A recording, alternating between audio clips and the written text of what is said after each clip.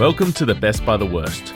The best movies of all time, reviewed by the worst possible critics. If you don't believe us, keep listening to find out.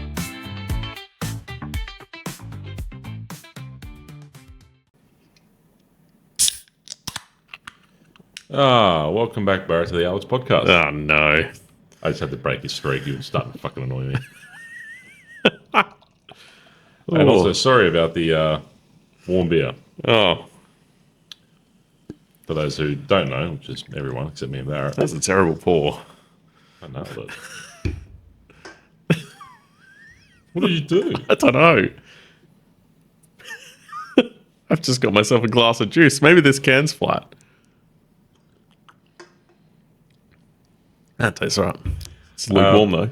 Yeah, for some reason I went to grab the beers from my fridge at home before I brought them over, and the fridge door wasn't closed properly, so they're not very cold. It also doesn't help that it's a really bloody hot day.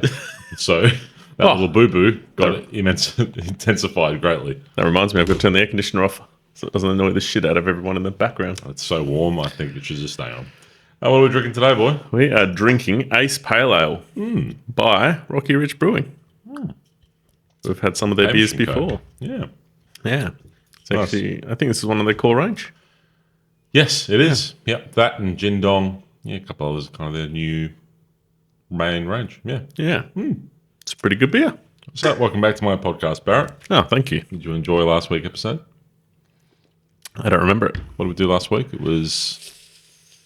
The guy who wanted to be a politician. Yeah. All the King's Men. That was good. It was good. Yeah, much better than this piece of crap. You're not leaving much time to get that out of the way. I've got a feeling you're going to be on this Barrett bandwagon and you're going to say that you really enjoyed it and that you thought it was really good. And if you say that, I'm going to poke you in the eye. It was an artistic masterpiece. Like you have glasses on. God damn it. Did you like it? It was okay. Okay. So this week's episode was all about Eve. Yeah. I think that I liked it a little bit more than you because I wasn't snoring through like a third of the movie. Can't confirm. First movie I have fallen asleep in. Yeah, it was pretty slow. And also almost 2.5 hours long. Yeah. And I can honestly recap this movie in about 5 minutes. So that tells you that they made it way too long. Yeah, I really struggled to write the plot down as well. So this is going to be a bit hit and miss. I could sum up this movie so quickly, Barrett. They cut out the guff. This could be the first 10-minute podcast, but we actually watched the whole thing. God damn. Right. Anyways, so as Alex alluded to, 1950 Best Picture winner, All About Eve. Budget of $1.4 million or $18 million today. Oh. Yeah. Everyone's dead. Oh. No surprises there. That kind of makes me happy to know that Eve is dead. Wow. Plot. This lady, I don't know, she's a bit strange. She really likes theatre. She shadows a lady who's very famous in theatre, becomes famous in theatre herself. That's about it. I've got a different version. Okay, go. Piece of shit woman lies away into an actress job, tries to steal everyone's man, fails, gets caught out, but still becomes a successful actress. End of movie. Right. This is going to be a short podcast. I can already see it. Is that not the movie in a nutshell? Yes. That's what happened. I think I'm going to get halfway through my plot points and you're going to tell me to shut up. Oh, don't you I've got like 5 pages here. Okay, but in the spirit, 3 pages. obviously I didn't enjoy the movie, but we'll make the most of it. So, okay, facts. Yes, You want to have some facts? I do. Got some pretty good facts. Ooh. You ready? Are they about things that I know about? Maybe. One of them you want. Okay, so 1950, this Yes. movie was released. Just for everyone else, a bit of backstory before we get into the movie. Also wildly popular, considered one of the best movies of all time. The Rotten Tomato rating, and you look at all the other ratings, through the frickin' roof. We'll go through some of the awards and nomination stuff, but this movie cleaned up, and it's definitely considered one of the best of all time. I don't, just for the record. And clearly my opinion matters more than everyone else, but Right. Yep. that's just a bit of backstory into the movie. But 1950 was the year. Yes. Was it the Roaring 50s? Was it the Roaring 20s? I don't know. I don't know. Probably really fell far off of that. Anyway, okay, facts. So President Truman supports the development of the hydrogen bomb. Yeah. Einstein warns against it. Wait, the continued... Oh, hydrogen bomb. Hydrogen bomb. Right, yes, yep. Cinderella premieres. The cartoon. Really? This Yeah. late? 1950s when it came out. Yeah. Yeah, well, Walt Disney was still strutting around. Yeah. Yeah. Okay. North Korea invades South Korea, beginning the Korean War. Right. Yeah. In addition to that, I thought you'd like this because you like planes and stuff. Oh, planes. Yeah. A US aircraft shoots down a North Korean jet, and it's the first jet-to-jet dogfight in history. Ooh, that's cool. Yeah, I thought you liked that one. 1950s jets. They'd be the ones with like the hole in the front, right? I've got no idea. You're the jet boy. Yeah. Yeah. I think we saw them in Hawaii. Yep. And you wonder why the North Koreans are unhappy. Anyway, first Formula One at Silverstone. Okay. Do you know who it was won by and on what car? Not in the 50s, no. The earliest Formula One racer I know that's famous is Niki Lauda. I thought you were a fan. Okay. Clearly not. Is that his name, Niki Lauda? I think He is a Formula One driver. I think yes. that's correct, yeah. Okay, so it was won by Giuseppe Farina, and it was in an Alfa Romeo. Right. Yeah, there you go. And Australian fact: petrol rationing ends. It was going on for almost 10 years after being introduced during World War II.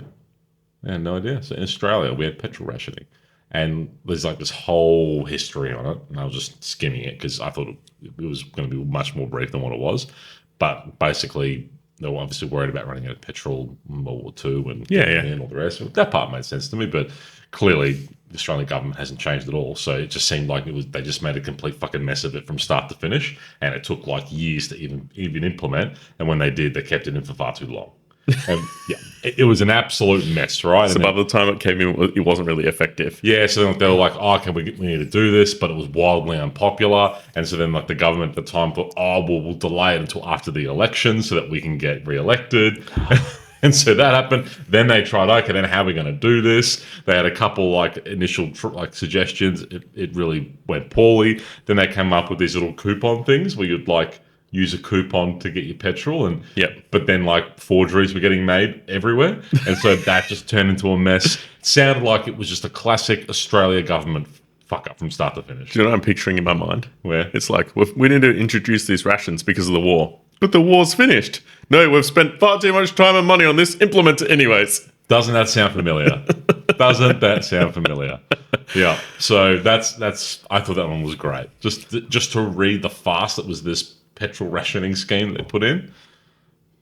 Such classic Australian behaviour. But it was a thing. And finally, in fucking 1950, it ended. Wow. Yeah. Yeah. So yeah, there's my facts. Fair enough. All right. Shall I try and start on the plot? As I said, my notes are bad. This was a hard movie to write notes for. All right. Oop, I've got a first note to drop in here.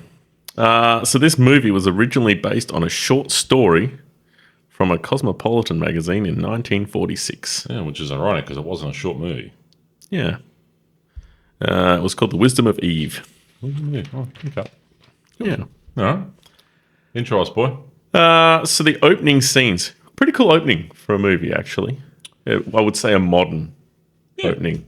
So it opens with this guy. He's standing there. He's doing some sort of presentation. There's an award in front of him that says Eve's name on it. His mouth is moving, but it's not not matched with the dialogue that's going on. There was a lot of narration in this film, which had me confused just for a moment that the audio track might have been out of sync from the video.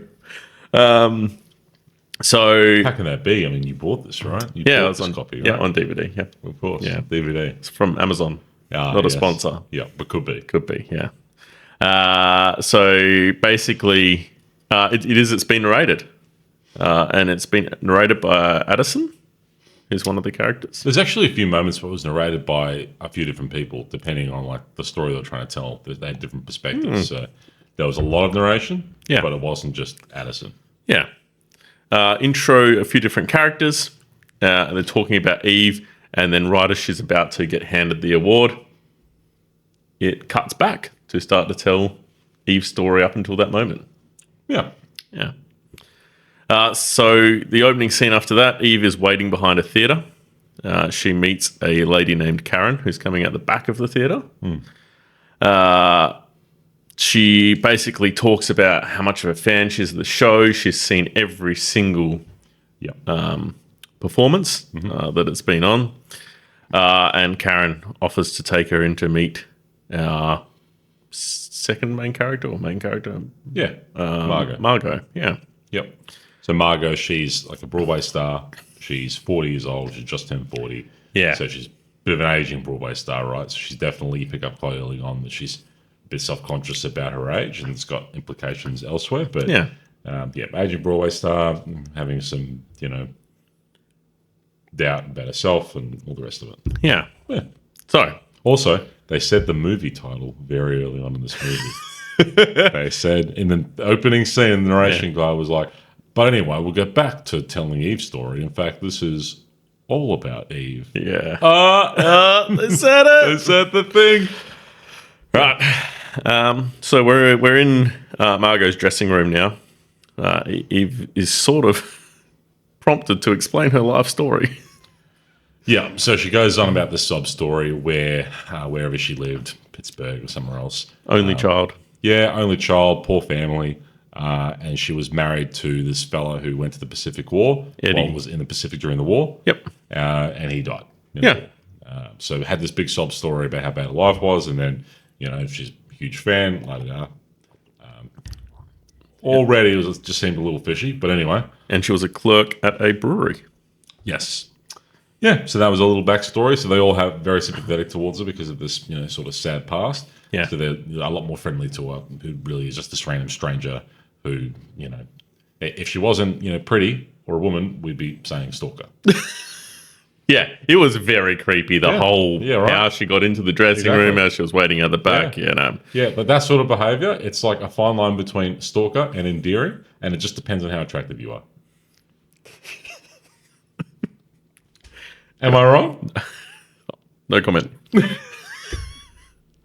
All right, Margot. The creepy endearing line, it's like razor thin. Well, Margot sees her as endearing, right? Yeah. She wants to adopt Eve. Like a lost lamb, loose lamb in the jungle. Yeah.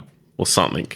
I don't remember what that line was. Anyways, I got a fact to put in here, apparently, because I've got a number here. Oh, now, I know you didn't like the movie in particular, right? The story. Can we agree the acting was fantastic? Yeah. And it's going to get, that actually affected my rating I'm going to give it, because the acting, especially for Margot and that Addison guy, they were both really good. But all around, so the acting was really strong. And actually, probably a good time to bring in one of my points. Well, it might be the same point here. Oh, I'm going to steal it from you. Hey, go for it. It's in your territory anyways. Oh, cool. So I might as well just say the other one with it as well. So this movie was nominated for 14 Academy Awards. Yes. If that seems like a big number, it's because it is. And in fact, that's the only film to receive 4 for acting, for female acting specifically. So 2 got nominated for lead actress, 2 got nominated for supporting actress. Yeah. So only time it's ever been done. Yeah. And that actually is insane when you say it out loud. So, but overall 14 nominations, and it won 6. So out of the 2 lead and 2 supporting though, only Addison, his character, that guy, I can't remember the actor's name, he won for best supporting male actor, but the other 3 didn't win. Yeah. But overall, the acting was really good. Yeah. Fantastic.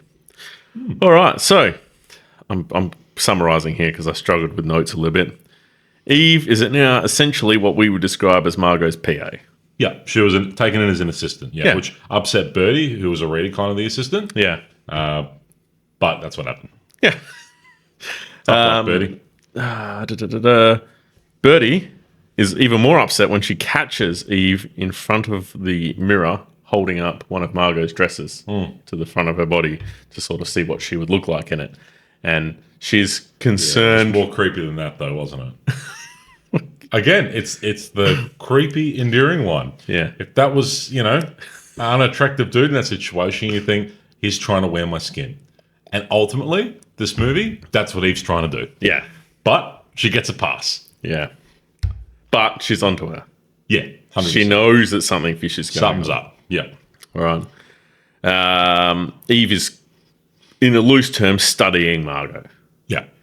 Trying to be more like her, Yeah. eat like her, And dress it's no like her, giveaway act like yeah, her. It's no giveaway to say that she clearly wants to be Margot. Yes. She's not just a fan, she wants to wear a skin. Yeah.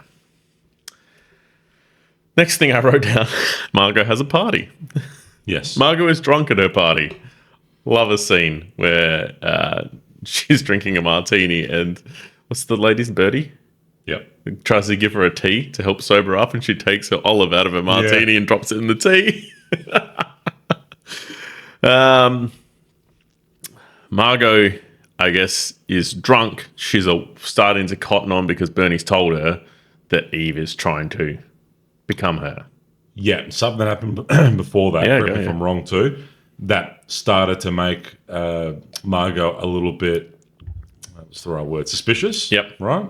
Was there was a scene there where she woke up in bed and Bill is Margot's, I shouldn't say that word yet, I'll spoil it, boyfriend. Yeah. Right? So Bill is the director, I believe, of a lot of these plays that Margot's in. Yeah.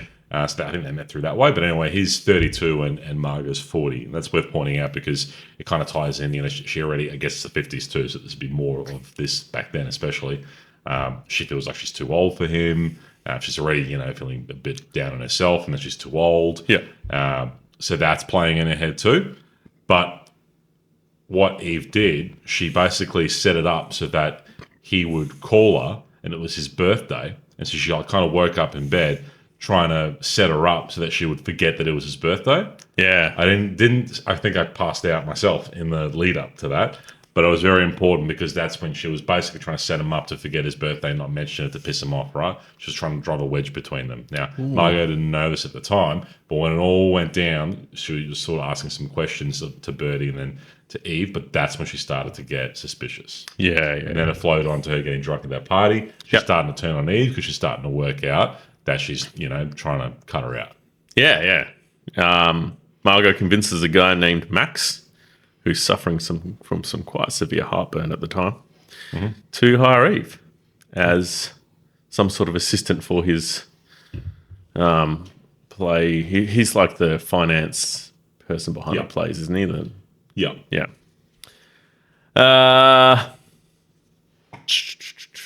Eve asks Karen to help her get on stage. So she wants to be, what was the term they used? The understudy. The understudy. Yeah. So basically, if Margot's sick or unwell or not fit one night, she's got an understudy that steps in for a role. Yes. Yep. Margot is really starting to build some hate for Eve. Yes. Now, yeah. So it's all also starting. who was at the party? Don't know. Marilyn Monroe. Oh yeah. Yeah, it was just blonde sitting there. I'm thinking, she looks familiar. And I picked it. It was Marilyn Monroe, but it was like in her earliest role. Oh, it must be. I must have known that she was in here at this time because this is when I put my next note in about Monroe.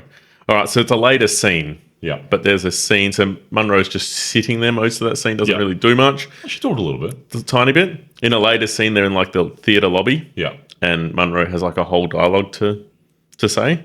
That took 11 takes for her to get those 3 sentences out or whatever it was. Good thing she's hot.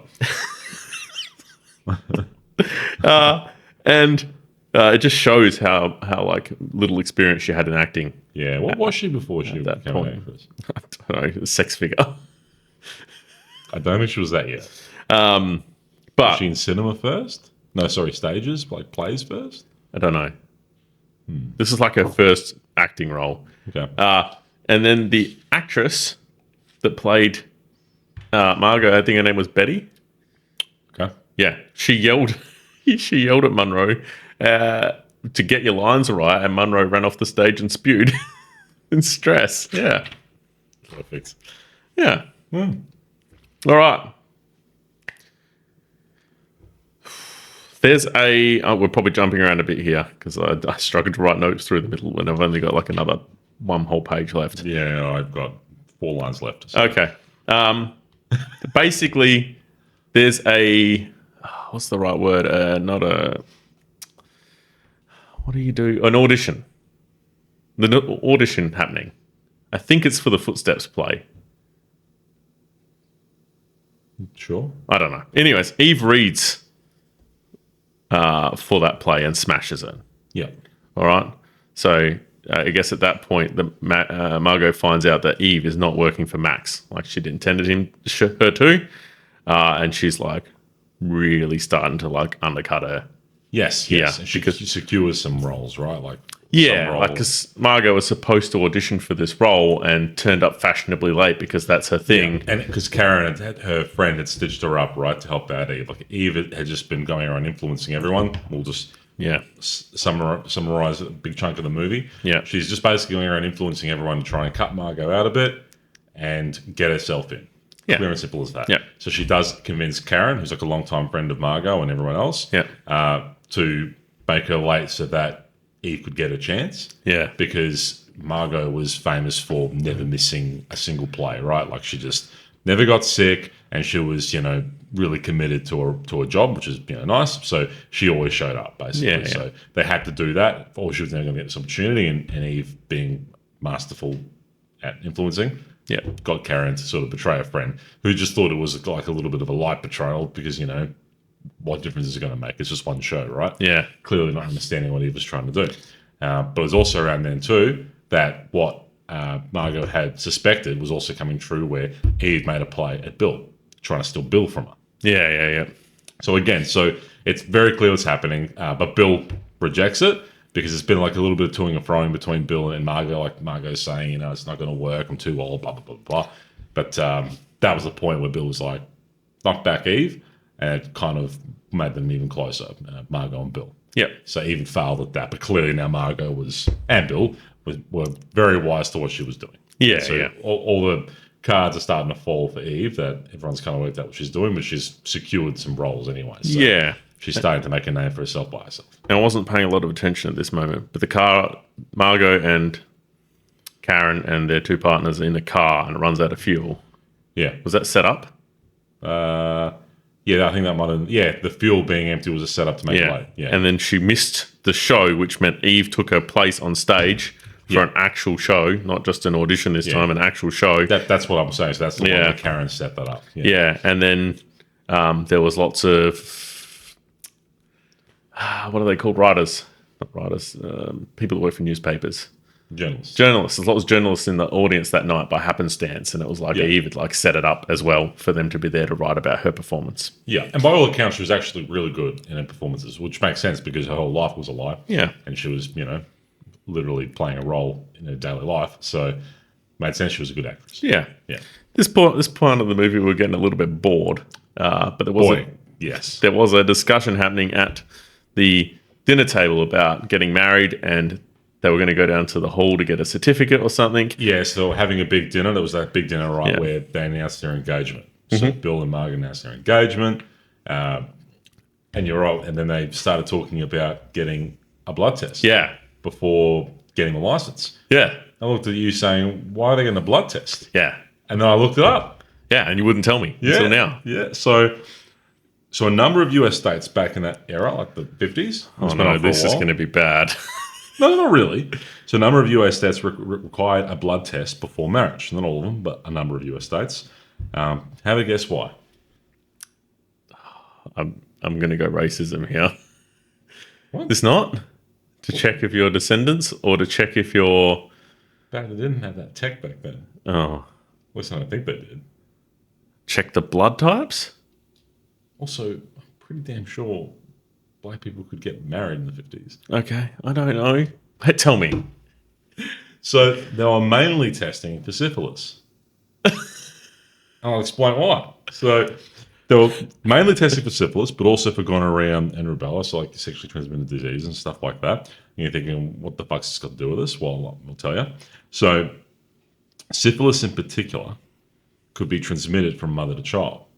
So back when marriage actually meant something, they're thinking, well, most couples aren't going to be, having sex or trying to have a baby until they're married, right? So a public health initiative was to say, well, before they get the marriage license, we'll do the blood test to check for syphilis so that they can get treatment before they have a child. Because if they don't, and they get the marriage license and they're married and they get pregnant and she's got syphilis and doesn't know about it, pretty much no one back then knew they had any STDs, right?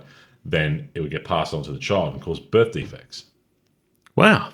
Yeah. It's actually a good thing. It was a solid health initiative. Yeah. Yeah. I was very skeptical at the start, but it actually makes sense. Yeah. Yeah. All right. Well, It's a good fact. Thank you. All right. Back to our movie. Eve is now really acting as a dominant person. She invites, I think she's out to dinner or something. She's in a bathroom. She invites Karen to come and talk to her and basically tells her to support her as the lead in a new show called Footsteps, was it? No. It's so basically just a little step behind that. So there was this new play that was getting developed, and Bill and all those others were involved. And it was being written for Margot. Yeah, Lloyd's another character who's either director or he was screenplay guy. Anyway, very much involved in this play they were creating, and Lloyd's Karen's husband, right? Yeah. So what Eve wanted was the lead role, which is Cora was the character's name. Yep. So she really wanted that, but it was already going to Margot. Yep. There was a moment too where Lloyd was thinking about giving it to Eve. Yes. But Karen was like, no, you aren't. Yeah. And had enough sway to stop that from happening because Eve was already getting into Lloyd's ear. Yeah. That didn't work. So then Eve her next strategy was blackmail. So she drags in Karen into the bathroom and says, basically, if you don't make Lloyd give me the role of Cora, however you do it, then I'm going to tell Margot that you betrayed her by making her late so that I could be the lead in that play. So pure blackmail. Yeah. And it rocks Karen. Yep. But you could tell Karen's going to do it. Yeah. And then they go back to the dinner table. So it's Lloyd, Karen, Margot, and Bill. Yeah. And what happens? Margot says she doesn't want the role, all on her own. And then Karen starts bursting into hysterical laughter because she just hit the fucking lottery. Yeah. Dodged a bullet. It goes to Eve. Yeah. We then see that they're getting ready. Footsteps is the name of the show. It's getting ready for its opening. Lots of workers going into it to get it right. There's lots of arguing going on between people, the writers, and all of that stuff. I can't remember all the characters' names. You're doing a fantastic job, by the way. I was asleep. What the fuck were you doing? All right. I need you to talk, because you know the names of the characters better. I need you to talk about the next scene. So the Footsteps is ready for opening. We've done all the prep work. We're ready for opening night. Eve's going back to her room to have a little bit of a nap before she's with Addison. Yeah. Before the show goes live. Another main character that we didn't really talk about. I think it was asleep for the most part. We was kind of introduced. So Addison he's some kind of journalist, is he? Or he does some writing, or I don't know. I got no idea. To be honest with you, I think we dropped the ball on that one, but he's an important character for this next scene alone. But he basically comes across as also a bit of a manipulative character. Yes. As much as he's in that group, the Margos and the Karens and the Bills and the Lords and everyone else are very wary of him. He's not really a friend, right? Yeah. But he's been helping Eve, and so that's pushed then even further away from Addison. They don't like him, right? I don't know what he does, but he's clearly wealthy and influential, but I'm not sure exactly what his role was. But he had been definitely helping Eve. But you could definitely tell at this point it was nothing sexual. And I couldn't tell if he was going for that at this point. Yeah. But he was definitely fully supporting Eve. And it just seemed like maybe then, Eve was just really good at manipulating him too. Now, it turns out old Addison was manipulating people before Eve was probably even born. So she's going to go have this nap, right? And then invites Addison in for a drink, though, because Addison was just planning to leave. So Addison walks in. And then Eve spills the beans, basically saying that she's going to run away with Lloyd, Karen's husband. And that, they hadn't slept together yet, but, he'd run over after an argument with Karen and, confessed his love, and it was all about to happen. And Addison's like, yeah, no, that didn't happen. Addison just absolutely starts shooting bullets through Eve, saying that, guess what I found out? and why you're not going to marry Lloyd. Lloyd's not going to leave Karen for you. So he goes, he might leave Karen for someone, but it ain't going to be you. Yeah. Which is brutal. And then goes to tell her that I know that your real name is something or other, some Polish name I couldn't remember. Gertrude. Yeah. So Spills have been saying that your whole story at the start was a lie. That you've never been married. There was no Eddie. Yeah. Your family was poor, and you were basically trying not to be poor by doing all this crap that you're doing. Yeah. But that you also worked at the brewery. Yes. And you were actually sleeping with a married man, though. It was obviously someone powerful in the brewery. Yeah. And also tried to get him to leave, which he didn't. Yeah. And then basically she was paid off to leave town. Yeah, by the wife of the husband. To bugger off. Yeah. And Addison's figured all this out. And so now Eve is just in hysterics, like, I've discovered. And then Addison's basically like, I control you. You're mine. Yeah. And then I think he's like basically saying like, now it will become sexual. It's, we're right for each other because we're both pieces of shit. And he basically says that. Yeah. But don't think you can play me. Like, I'm in control here. Yeah. And she basically succumbs to that because she's got all this dirt on her. Yeah, yeah. And then she wipes off the tears, goes and does the performance of her life that night. Well, just before, she says, I'm not going to act. And he goes, I'm not going on stage tonight. And he goes, oh, yes, you are. And you're going to deliver the performance of your life. And she does. And then it cuts to a narration of she delivered the performance of her life. And won a big award. And we're back to the opening shot. Yeah. So where it froze right when she was about to receive the award, that's where we cut back to. Yep. The award night. Yeah. It was a good way to circle back and sort of frame the movie. That was cool. I didn't mind that. I did like that. It was modern. Yeah. It reminded me of Titanic. It's been a while since I watched Titanic. Do you remember Titanic opens with the people on the boat? Yeah, like the old lady. And then and they're like, they're sending the... Yeah. yeah. Is Titanic in one of the movies we have to It is, 1997. Oh, well, we just spoiled it. If you haven't watched Titanic yet, sorry. You had 30 years.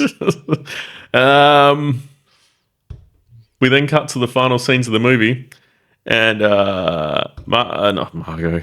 What's her name? Eve. The movie's named after her. Eve gets back to her room, right? Because she's tired. She doesn't want to go back to the after party. Yeah, because she's shitty, right? Because she's been exposed. Yeah. Goes into her room. And also, they all hate her, and she knows that now. Turns a light on. There's a girl waiting for her in her room. Yeah. Yeah. Right.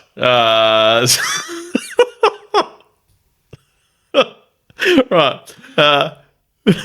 Eve is a little bit taken back, but then it's just like her. It's exactly what she did. And the funny thing is, she can't even see it. Like, she's so... Her ego's so big, and she's so fucking blind by her own bullshit that she can't even see that she's literally encountered a younger Eve who's doing the exact same thing that she did. Yeah.